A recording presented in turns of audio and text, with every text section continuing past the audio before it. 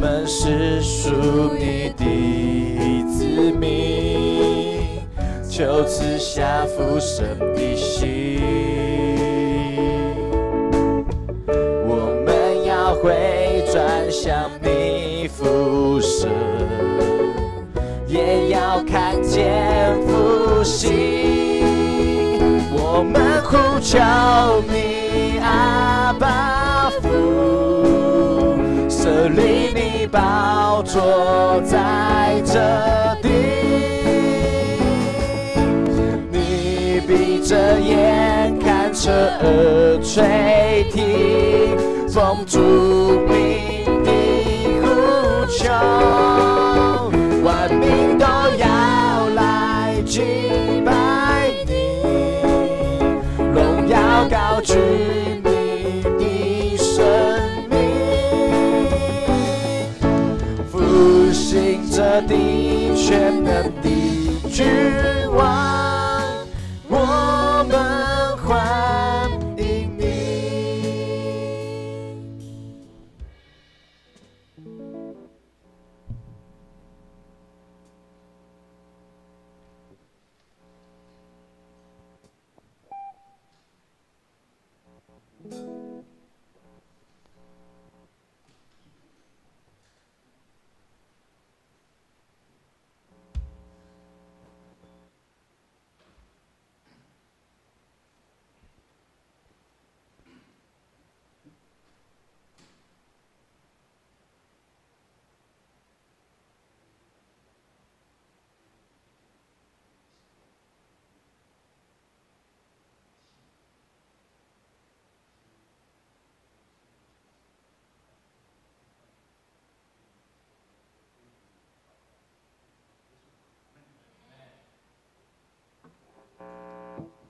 华语礼拜在1分钟后开始，手机请关静音或关机。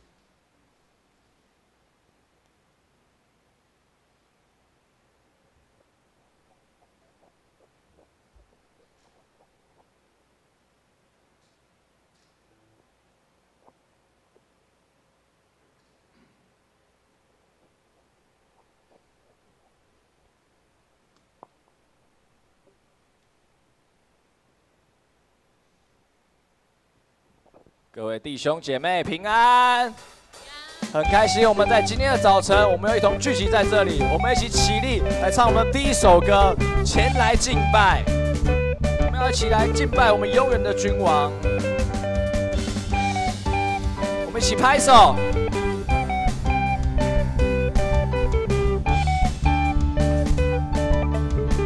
哈利路亚，哈利路亚，哈利路亚，前来敬拜永远的君王。哈利路亚，哈利路亚，大声宣告主荣耀降临。哈利路亚，哈利路亚，哈利路亚，前来敬拜永远的君王。哈利路亚，哈利路亚，大声宣告主荣耀降临，荣耀尊贵，能力权柄归于你，你是我的救主，我的救赎，荣耀尊贵，能力权柄归于你，你是配的，你是配的，你是配的，我的敬拜。好，我们现在邀请弟兄姐妹可以和你身后的人挥挥手，我们一起前来敬拜我们的君王。来，可以向后方的人挥挥手。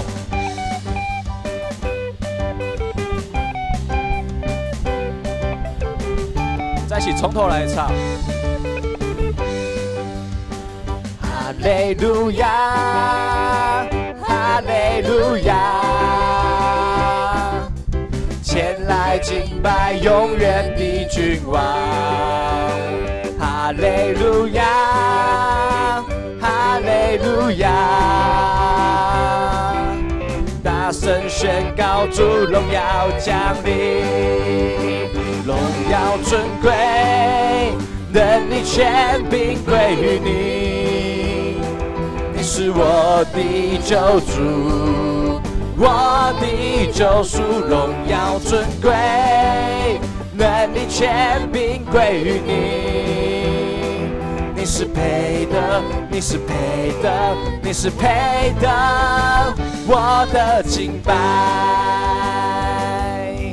荣耀尊贵，美丽无比，神的儿子，耶稣我的主，荣耀尊贵，美丽无比，神的儿子，耶稣我的主，荣耀尊贵，美丽无比，神的儿子，耶稣我的主，荣耀尊贵，美丽无比，神的儿子，耶稣我的主，尊贵，能力权柄归于你。你是我的救主，我的救赎，荣耀尊贵，能力权柄归于你。你是配的，你是配的，你是配的，我的敬拜，荣耀尊贵，荣耀尊贵，能力权柄归于你。主，你是我们的救主，你是我的救主，我的救赎，荣耀尊贵，能力权柄归于你。主，你是配的，你是配的，你是配的，你是配的，我的敬拜。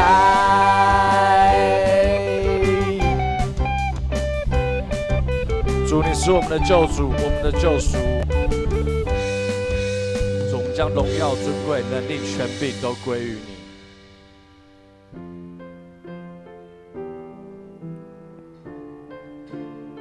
主，祈求你一生都与我们同在。主，我们知道你是我们的主，在我们这一生的路上，都要引我们走到正义路。你是我的主，引我走正义路，高山或低谷，都是你在保护。万人中唯独你爱我，认识我，永远不变的应许，这一生都是祝福。一步又一步，这是恩典之路，你爱你手将我紧紧抓住。一步又一步，这是攀岩之路，你爱你手牵引我走这人生路。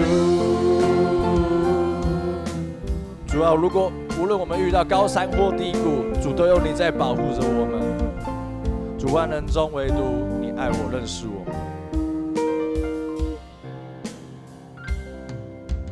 你是我的主，引我走正义路，高山或低谷，都是你在保护。万人中唯独你爱我，认识我，永远不变的应许，这一生都是祝福。一步又一步，这是恩典之路，你爱你手将我紧紧抓住。一步又一步，这是盼望之路，你你手牵引我走这人生路，一步又一步，这是恩典之路。你爱，你手将我紧紧抓住，一步又一步，这是盼望之路。你爱，你手牵引我走这人生路。你爱，你手牵引我走这人生路。愿主都牵引着我们各位弟兄姐妹走在这人生路上。主，我们一同聚集在这边，我们同行在你面前。主，我们以祷告寻求你的面。我们这一生都要定义，单单的来跟随你。我们要回转向你，要看见复兴。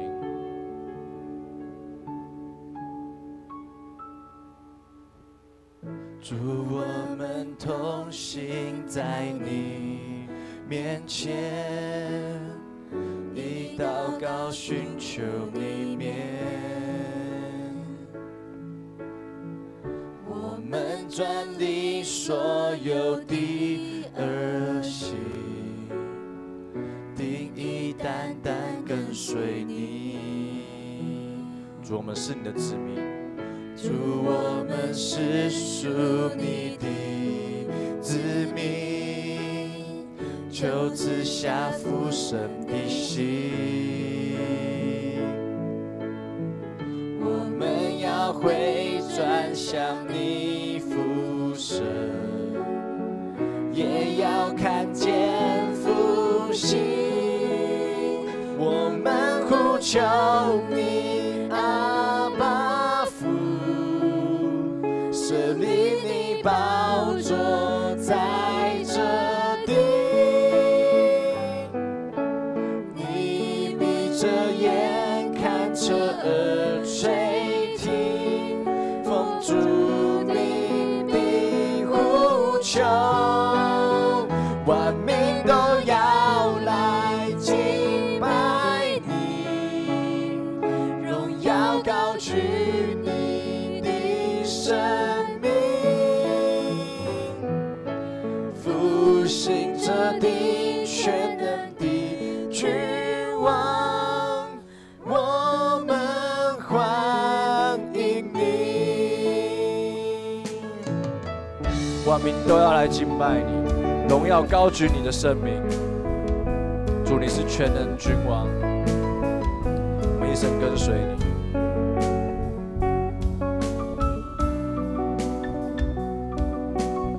主，祈求你每天都在我们的内心当中。全能君王，我们欢迎你。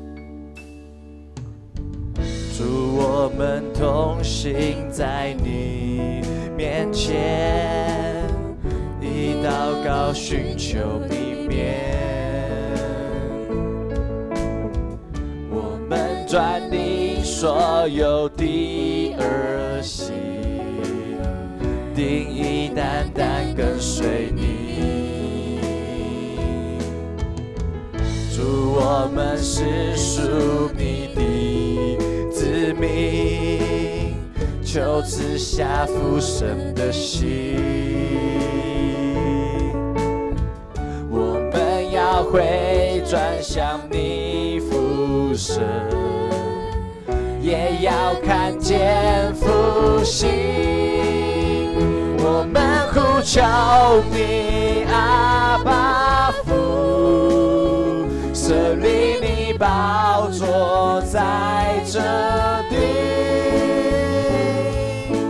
你闭着眼看着耳垂听，奉主名的呼求，万民都要来敬拜你，荣耀高举你的生命，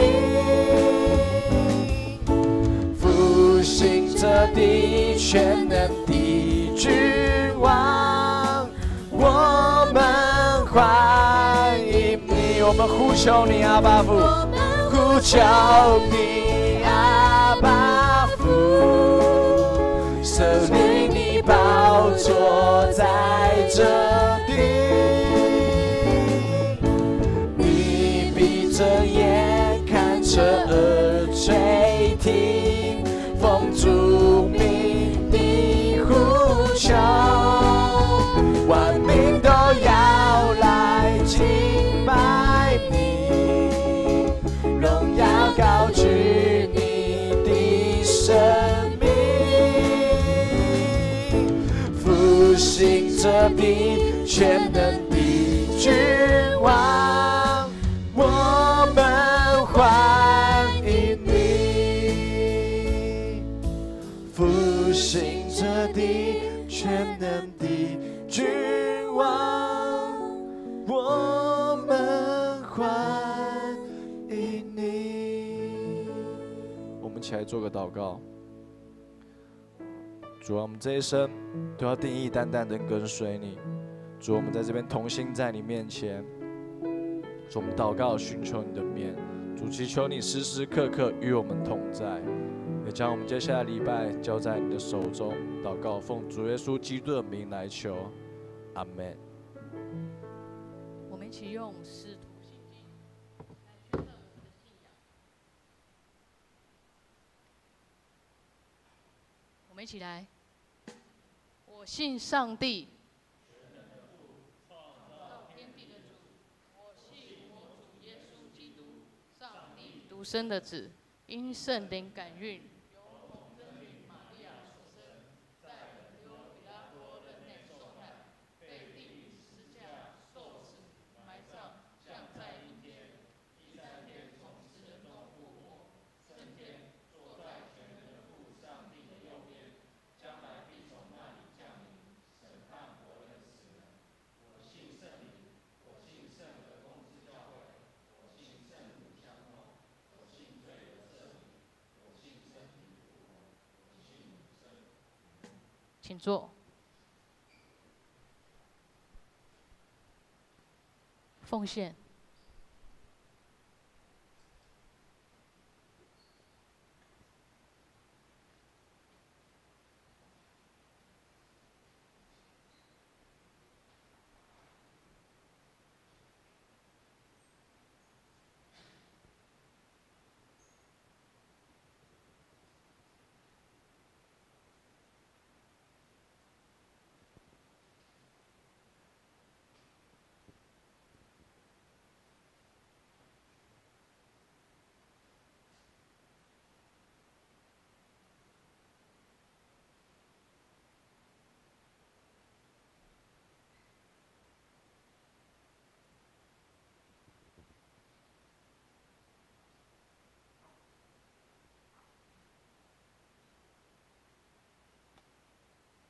我们一起低头来祷告。亲爱的天父，我们满心感谢赞美你。我们是你所创造，是属于你，是你的百姓。在你丰富的供给中，我们一无所缺，我们福杯满溢。感谢你的带领，让我们不论是在工作、学业、身体的健康、出入的平安，都有主圣灵丰盛的保守。感谢你透过耶稣的降生，把喜乐带进这个世界。有时候要过满有喜乐的生活相当不容易，尤其在艰难或忙碌的时候。恳求主你洁净我们的心，提醒我们你掌管一切。我们也在盼望中，我们要用欢喜的心来迎接主你的来临。因为你的降生将我们每个人从罪恶中拯救出来，你为我们担当一切的罪。求主赦免我们，让我们能够认罪悔改在主你的面前。当我们认罪悔改在你面前，我们相信主你仍然与我们每个人同在，也用慈悲怜悯来安慰我们。求你帮助我们在任何百般试炼中，人认为这样子是大喜乐，因为我们知道你正在进行一项美丽和永恒的创造。当我们定睛仰望，并将心投注在你身上时，求你再次以力量、勇气和盼望充满我们的灵。主啊，我们把按自己心意奉献献给你，求你悦纳，也求你使我们常保有一颗感恩的心，常做你所喜悦的事。我们也要用你教导我们的主导文一起说：我们在天上的父，愿人都尊你的名为圣。愿你的国降临，愿你的旨意行在地上，如同行在天上。我们日用的饮食，今日赐给我们，免我们的债，如同我们免了人的债，不叫我们遇见试探，救我们脱离凶恶。因为国度、权柄、荣耀，全是你的，直到永远。阿们。报告，我们一起来看周报。代祷事项，我们仍然来为一些人被病痛，还有在像我们那个怀孕的，然后还有在复健的，我们都仍然为他们来祷告。好，我们来看教会消息。今天是代降节第3主日。好，我们来看第2项。今天下午2点是建成篮球队的冠军赛，那请有空的弟兄姐妹可以去为他们加油。来，我们来看第4项，在下礼拜早上9点半，我们要举行圣诞赞美礼拜暨团契联合庆典。好，第5项，我们下个礼拜的下午4点要举办报佳音啊，如果要一起参加的，我们到1楼柜台登记，结束后会有吃火锅的时间。接下来就大家自己看啊。比较重要那个第8项就是我们明年起要从那个联名入账奉献的联名入账改为个人独立入账，所以请大家一起配合。好，我们来看今天的经文。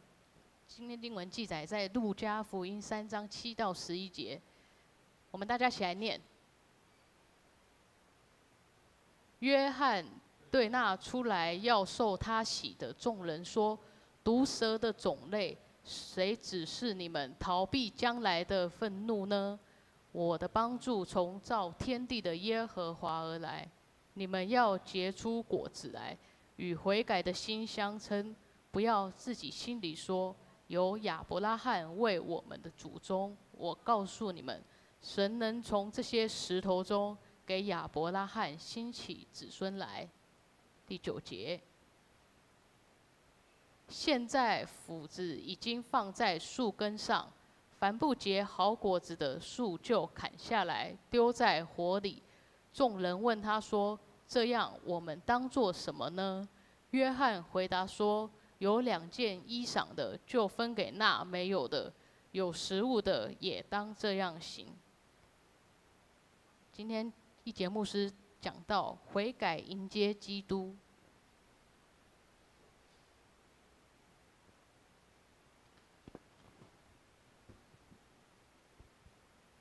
弟兄姐妹，大家平安。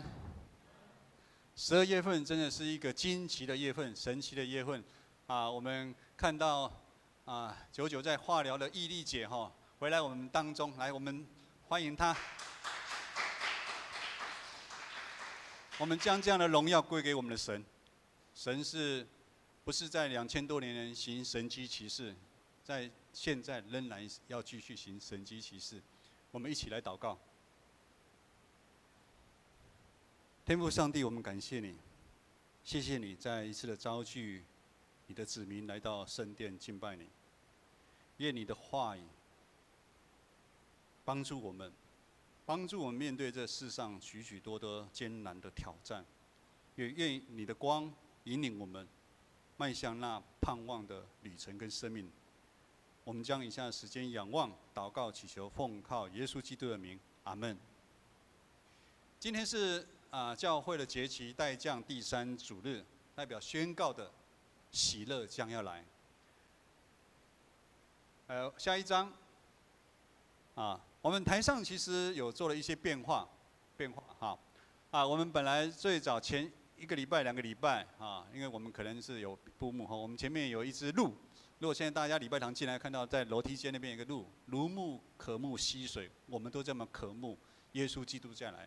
今天降临第3主日，我们做了一些变化，期待降临来一定要有预备心，就好像我们看到了，我们预备了马房、马槽啊。玛利亚、约瑟以及寻找的那个东方的博士们，他们都在预备，跟我们一样，我们在预备的耶稣基督的再临。降临就是一个等待的一个旅程，等候是一个大的事情。但是在这个快速的年代，等候、等待对现代来说是一个很难的事情。我订的餐点怎么还没到？什么都要快，吃饭也要快，工作也需要快，工作的成果也希望快。礼拜最好牧师你不要讲太多，快快结束。在祷告当中，也希望上帝你能够垂听我祷告，要快啊！我们这是个快的年代。我们今年很开心有2位姐妹怀孕。怀孕等待怀胎10个月的过程当中很辛苦很辛苦。但是有一句古早的话这么说，以前的话成语这么说：“10年寒窗无人知，一举成名天下知。”这个是很古老的话这句话就是让我们知道说，等待的过程当中，要做一些准备不然你10年寒窗，就是10年努力的在读书，考进以前考秀才之类的。你如果没有做一些准备，10年寒窗过了，还是没有人知道怀孕的妈妈也是一样，在这怀孕的过程当中，你要做一些准备你总不能孩子生下来之后，今天生了，准备去买婴儿床，买什么东西？不是我们都是会准备。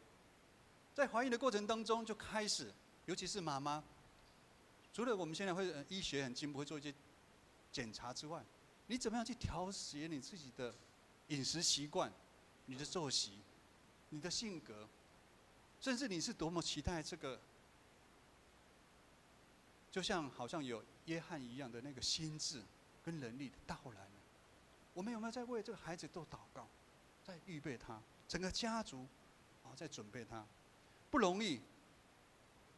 也因为希望我们这样的期盼，这个孩子可以很健康的来到这个世上。因为我们知道，当孩子出生的时候，父母亲是非常非常的开心，甚至是喜极而泣我们看凯华的先生小赖，如果在 AFB 看到哇，他比凯华还兴奋哇，孩子，你以后要孝顺我，没有？那现在那你好好照顾这个孩子第一次当爸爸，我觉得他整个长大了。小赖给我看到他长大了今天凯华跟那个小赖有带孩子过来他们的孩子下个礼拜也要受幼儿洗。等候需要准备，等候的过程当中是一条非常不容易的路，但是等候却是需要的，因为唯有等候，才有转变的机会，才能看到上帝的神迹奇事在当中。今天的经文从路加福音3章开始就非常的紧凑，约翰上场，然后开始要做一些事情。第3章1到2节开始描述以色列人在罗马政府的统治底下，他们面对许许多多的压迫，信仰上面越来越沉沦。其实这个在现在世界很多的国家被独裁政府压迫，就是类似像这样子。这个代表着在那个时代，就是地上最有权力的罗马政府在抵抗上帝的拯救的工作。在这样的基础底下，以色列他们有盼望吗？如今的我们也是一样，在台湾面对大环境快速的改变，价值观跟以前完全不一样，来自于各方面的引诱跟挑战，有时候让我们像温水青蛙一样，我们渐渐失去对上帝的信心跟爱。教会有时会让我们觉得，教会就好像是俱乐部，来看看一些朋友。我们的所拜的上帝变成就是跟外面的一些偶像一样，就是有硬功需要的时候我们就叫他一下，不需要的时候就让他放在旁边。我们大有全能的上帝突然间被我们限制，限制在像童话故事里面的白雪公主一样，或者是白马王子一样，被我们限制住，不是真实的存在在我们的生命当中。路加福音3章4节，先知以赛亚的书有记载，有旷野的声音，要为主做准备的道路，为他修直小路。第6节也说，万民都会看见上帝拯救。上帝真正是有怜悯又慈悲的上帝，他不会跟我们计较很多。我们远离他，他也不会计较，但是他愿意拯救属于他的一个百姓。他呼召约翰，我们叫他施洗约翰为开路先锋。约翰受上帝的呼召，开始他先知的职分，他要走在上主的前面，为主预备道路，宣扬主的救恩，将临到给所有的人，也是临到你跟我。所以施洗约翰他的目标就是将人带到基督的面前，然后让人跟上帝重新恢复关系。今天的经文第7到第8节描述着约翰在旷野传福音的、传悔改的一个道理。悔改是一个人得到拯救第一个要件。悔改的信息其实是一种警告、提醒。没有人喜欢被人家警告跟提醒，但是警告、提醒就希望我们可以将错误的态度调整过来。我们从福音书里面知道，以色列百姓他们长期以来，他们觉得他们是亚伯拉罕的子孙，他们是上帝所拣选的百姓，所以他们觉得他们跟上帝的关系是没有问题的。但是这是一个错误的观念，他们的身份没办法让他们在上帝的面前称作义，他们的身份也没办法成为上帝喜欢的人，就好像我们现在一样。我们基督徒绝对不能将受洗当作是进入天国的一个门票，或者是说将受洗当作你加入某一个宗教或者是一个俱乐部，这也是一个错误的观念。就是你有每个礼拜来礼拜、来服侍、来奉献，但是如果走出教会，你没有活出基督徒身份应该有的行为跟举止，在我们漫长的信仰旅程当中，你不断的悔改、调整我们跟上帝的关系，以及对上帝的信心的时候，这样也是一个很大的一个问题。当我们这样的时候，就会如约翰下面所要讲的，在3到9节，来子爱换一下哈，子爱 PPT。3到9节，9节我们一起来读一下，来，请。现在斧子已经放在树根上，还不结好果子的树就砍下来丢在火里。还不结好果子的就丢在火里。因为在这个世界上里面，属上帝的羊跟属世界上的羊常常分不清楚。我不晓得你在工作场所里面，同事知不知道你是基督徒？很多人点头，很好，很棒。如今上帝要将忠实的他属于他的信徒，愿意接受他救恩的人，将他分别出来。同时，这段经文也告诉我们，如果不愿意接受上帝救恩的，上帝的审判就会临到，就好像一把斧头一样，不结果子的树，他就把它砍掉。马太福音书7章17节这么说：好树会结好果子，坏树就结坏果子。好的树绝对不会结坏的果子，坏的树也绝对不会结好的果子。很像很绕口令。不结好果子的树，上帝说就把它砍下来，放在火里面烧。弟兄姐妹，我们都是上帝在台湾，或者是我们从香港来的弟兄姐妹，在万人当中所拣选上等的好树啊。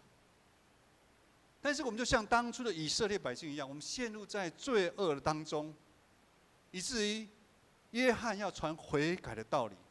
可是当约翰在传悔改的道理，到底又有多少的人愿意听？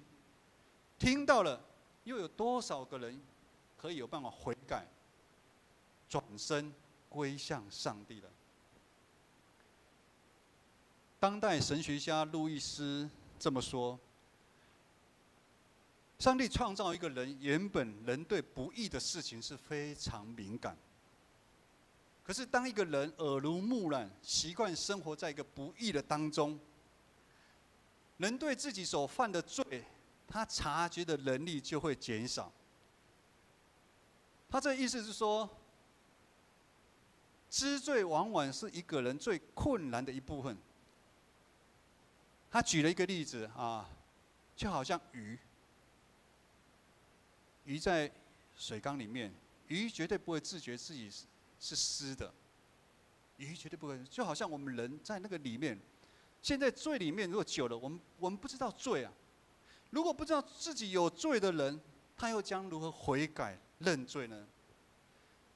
求圣灵的光常常帮助我们，这个不是在讲给外面人听，是讲给我们听的，常常提醒我们。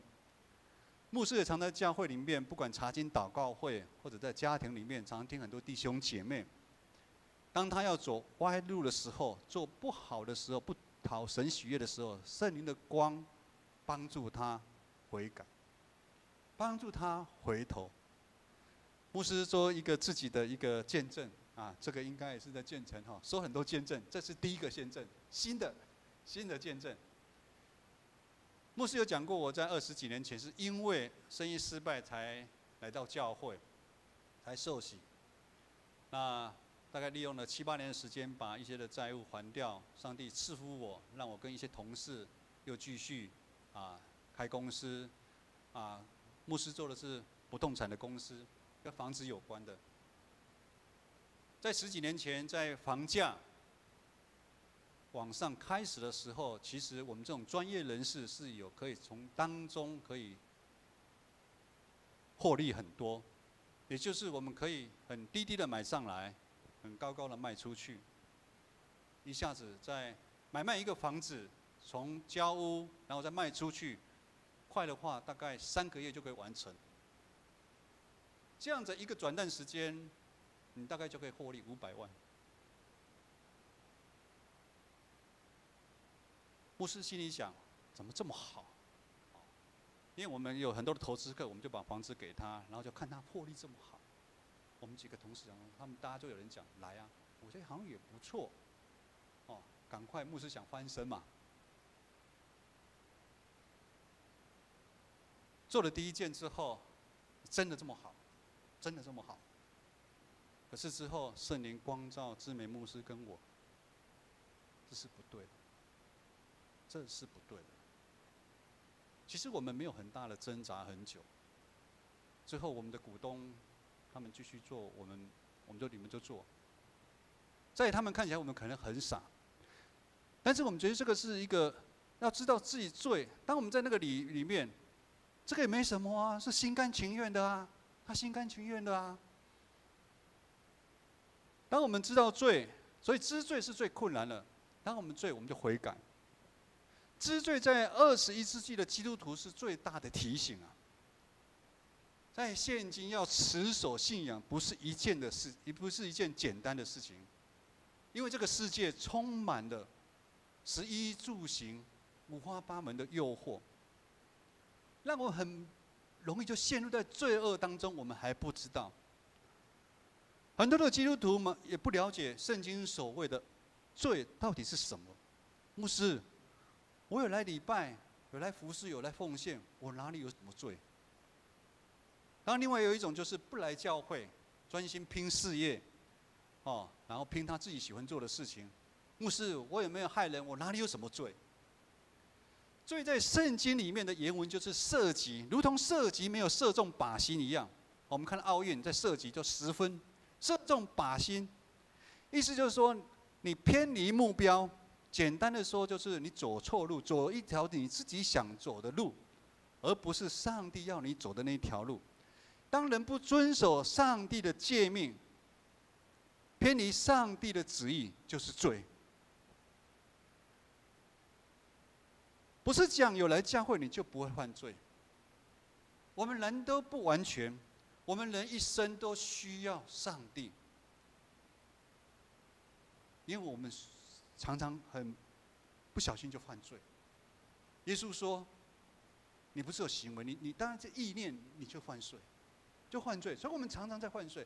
当然，爱这个世界，爱任何事物，超过对上帝的敬畏，超过对上帝爱的心。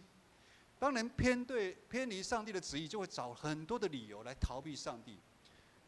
就如同创世纪里面的夏娃跟亚当被蛇引诱之后，他们就开始逃离上帝，逃离上帝。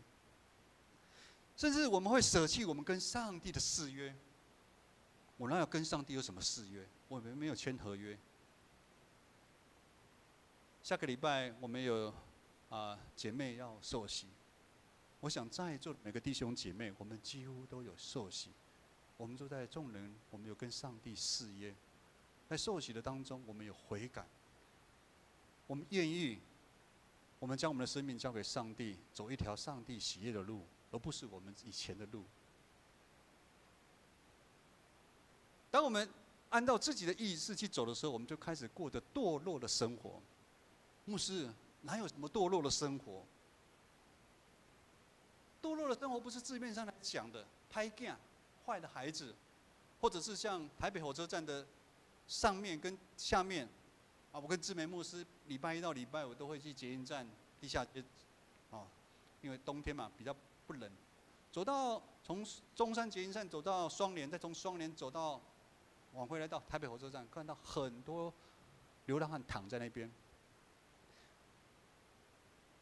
我们就开始堕落的生活。这所谓的堕落的生活，就是你按照你自己的意识来过。有神学家这么诠释，这个堕落的行为，并非只是不顺从上帝而已，而是对上帝的反叛背叛上帝，这是非常严重的指控。也就是说，我们想自己当上帝，我们从受造者要变成是一个创造者，我们本来是被造的。我们一直想当一个创造的人，我们也想自己当上帝。当人跟上帝的关系受到破坏，那个后果就很明显彰显出来。人与人之间开始会有冲突，会越来越多。我们看到现在的世界，我们台湾算是一个很平静的一个地方。我们看到很多的地方有很多的征战。我们也看到台湾。我们觉得台湾很平安，可是我们看到台湾很多的政策为什么要做调整？因为很多的欺骗在当中一直不断的发生。现在的年轻人买不到房子，因为房子被炒得越来越贵。房子是应该用来住的，怎么房子会用来炒的呢？这个就是人的一个贪婪人的贪婪。今天的经文第10节跟11节，众人问约翰这么说：“那我们要悔改要怎么做呢？”当众人听到约翰宣扬主的救恩的时候，他们就想要悔改，就问约翰：“我要怎么做呢？”约翰对众人说：“如果你有2件衣裳的，你就分给那个没有的；有食物的，也当这样行。”我们这个月初，我跟志梅牧师送了2套电子鼓到花莲偏乡吉安乡原住民教会的部落里面。我们把我们托的，我们要给他们。他们那边牧师也传了信息给牧师看，就说他们礼拜62组，很多青年在那边学打。然后那个传道也很感动，那个青年一直跟他讲：“牧师，我们可以随时来打吗？什么等等。”那个牧师说：“这个教会已经很久没有青年人进来了。我们有2件衣裳的，我们就要分给那没有的；有食物的，我们也当要这样行。悔改就像呼召，呼召就要用行动来回应。当上帝的话，当基督的光照到我们的时候，会吸引我们去走悔改的路。”在座的弟兄姐妹，我们就是因为想悔改，我们才会来教会嘛。没有人无缘无故想要来教会，我们就是想要悔改，我们就想要悔改才来教会，而且我们想要过一样不一样的生活，不一样的生命，不是吗？悔改是指一个人180度的转身啊，就像牧师下面这边，悔改就是180度的转身，离开原来的地方，离开原来的生活方式。我不想要这样的生活方式。我们从创世纪里面看到始祖亚伯拉罕、摩西，当他们接受上帝的呼召的时候，他们开始转身离开。他们原本有他们自己的打算，我也原本有自己的打算。当上帝呼召我走全职道路的时候，其实在之前我有原本我自己的打算啊。我要把我卖掉的房子，我要再把它赚回来啊，这是我原本的打算啊。上帝的呼召到亚伯拉罕跟摩西，他们把原本的打算放着，他们开始走上帝的路。悔改不是一件容易的事，但悔改却可以让我们跟上帝的关系重新来被恢复。悔改就是我们要去做从来没有想过的事情啊，然后走从来没有走过的事情，走过的路。我们人都习惯在一个安全范围里面生活。我们2位弟兄姐妹从香港过来台湾生活，应该很不容易哦。想想牧师在民国76年啊，也30几年前，从金门，然后我也是迁移来台湾。刚开始很不容易，因为在金门以前那个小岛没有所谓的红绿灯啊，我刚开始不太会过马路，很紧张。然后看到麦当劳，哇，真的嘴巴是这样子哦。然后听到收音机，因为我们在金门那时候战区没有收音机，然后电视只有华视，很多。我们人都习惯活在自己的安全范围里面生活，我们习惯用自己的眼睛看到，现在目前看到来判断，现在是这样子，以后一定会怎么样。但悔改却要将我们原本认为的观念，原本我们认为的安全感，甚至把我们已经有的利益放开跟打破。我们也把我们原本的利益放开。我们要不要将我们原本的那个安全的范围，原本我们怕，所以我们把我们自己限制在一个地方，因为我们害怕。我们要把那个界限打开，把我们的界限挪开。我们要相信上帝，相信上帝，他一定会带领我们走一条又美又新的一个道路。弟兄姐妹，在世上生活其实是很不容易的。当我们低着头，一直在努力的打拼、努力的工作、努力的生活的时候，我们的生命不可能一帆风顺。生命的当中一定会有一些劳苦重担压在我们的肩膀上面，甚至是意外的发生。有时这一些东西会让我们走不下去，对上帝失去了信心跟盼望，对这个世界失去了信心跟盼望。但是我们绝对不要忘记我们要常常举目看上帝的创造都市人一个很悲哀的就是，我们的眼睛顶多只看前面跟下面，我们很少看上面。最近有看台北市的夕阳的人，请举手。这个礼拜这1个月，只有佑豪一个。佑豪，你是打哈欠还是你有？有。最近这1个月，冬天又不太像冬天，又很像秋天的凉爽。今年的夕阳特别不一样。每天都在变化，只要有太阳的时候，真的很美。大家不管从 LB 上面都可以看到，很多人在 po。月亮常常旁边会有一颗星，是不是？帅哥，前面的帅哥，所以月亮旁边常常是不是有一颗星出现？请问一下，那颗什么星？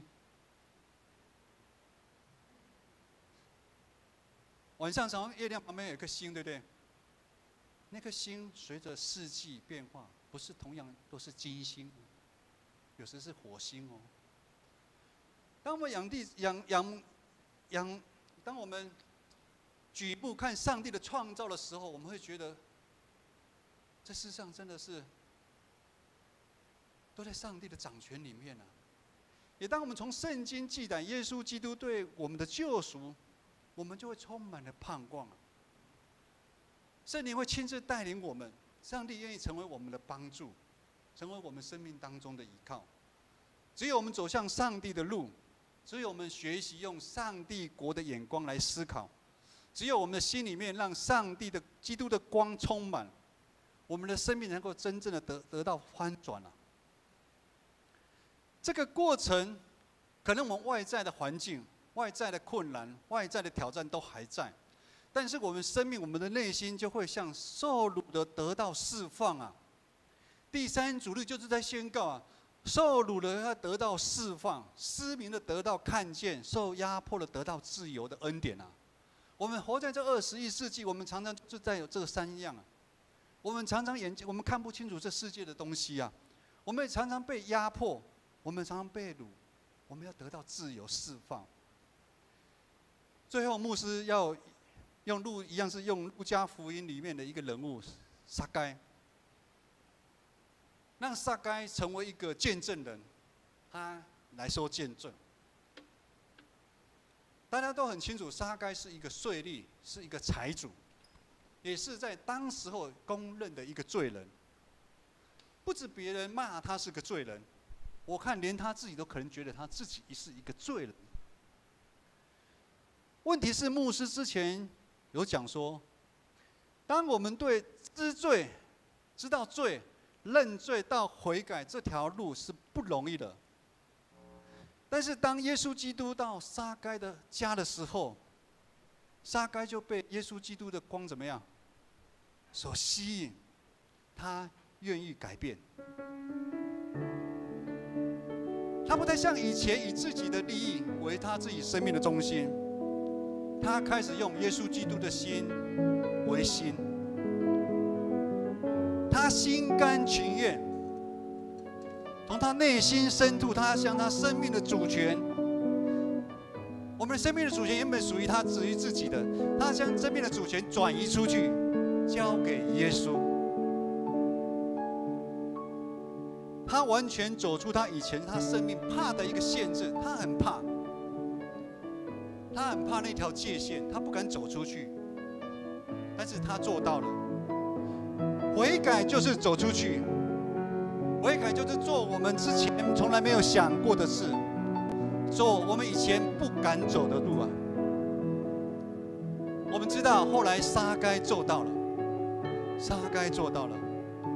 路加福音19章8到10节这么说：撒该对耶稣说：“主啊，我会将我的财产一半分给穷人。我若有骗人的钱，我要还他4倍。”耶稣对他说：“今日拯救已经临到你这个家。”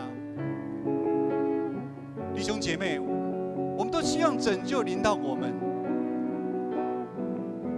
但是我们有没有愿意走上帝要我们走的路？当我们走上帝要我们走的那条路的时候，也就是说，当我们先求他的国、他的义的时候，我们就才可以在这个世界上的追求我们自己的梦想。我们想做什么，其实都可以的。弟兄姐妹，连续4个礼拜，我们点4根蜡烛。等候耶稣的降临。牧师不知道你准备好如何等候耶稣的到来。如果我们一点预备都没有，就像外面的百货公司一样，星光三月成品办得非常的热闹，在庆祝，就像外面的人一般在吃吃喝喝。如果是这样子的话，这个圣诞节对我们一点意义都没有。弟兄姐妹，我们要像撒该一样，我们跟撒该一样都是罪人，我们都是蒙恩的罪人啊。我们要用渴慕的心、悔改的心，来迎接基督的到来。我们起立来唱这个诗。我们呼求，主，我们同行在你面前，以祷告寻求你面。我们转离所有的恶行，定义单单跟随你。主，我们是属你的子民，祷告寻求你面。我们所有的恶行，要分天父心。我们呼求你，阿爸父，设立你宝座在这地。你闭着眼看彻耳垂听，奉主名的呼求，万民都要来敬拜你，荣耀高举你的生命，复兴着的全能的君王，我们欢迎你。我们一起来做个祷告。天父上帝，我们的信心不够，我们是这么的一个软弱。当我们看到外在的环境的时候，外在的环境使我们上了胆，我们害怕了。主啊，我们要在你的面前承认，我们都跟撒该一样，我们是一个罪人。但是我们要说，主啊，我们是一个蒙恩的罪人啊！愿你的光常常照在我们内心里面，将我们的黑暗驱除掉。有你的光，黑暗就不存在。帮助我们在这个待降节期，我们用渴慕的心、悔改的心来迎接耶稣基督。让我们学习道成肉身的耶稣基督牺牲的样式，背起我们的十字架，让我们每一个人，让我们自己能够在这个世界上做光做盐，也帮助我们能够踏出我们自己的限制，带领我们走向一条又新又美的道路。我们一起来领受上帝的赐福，愿主耶稣基督的恩惠、天父上帝的慈爱、圣灵的感动，帮助我们每一个人，从今时直到永远。阿们，阿们。我们一起来唱最后一首歌，唔免惊，我去拍手。